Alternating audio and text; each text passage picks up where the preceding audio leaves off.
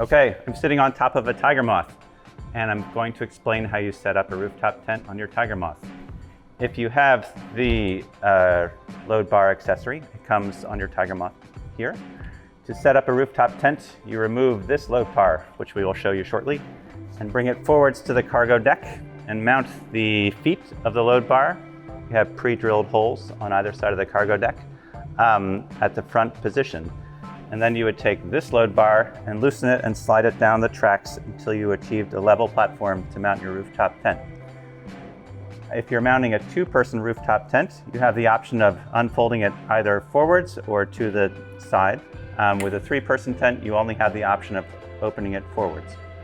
Okay, I've just loosened the load bars and I'm getting ready to place them in their new rooftop tent position. Taking the rear bar and putting it up here on the cargo deck.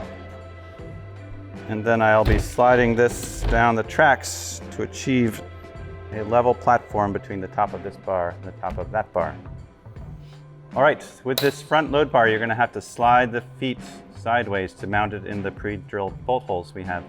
So I've loosened up some of the nuts and bolts in here, sliding it sideways. I want to point out that when you take out this bolt, which is what attaches it down here, you want to remove this gold washer so that there's enough thread exposed when we put it back in, and drop it into the hole in here,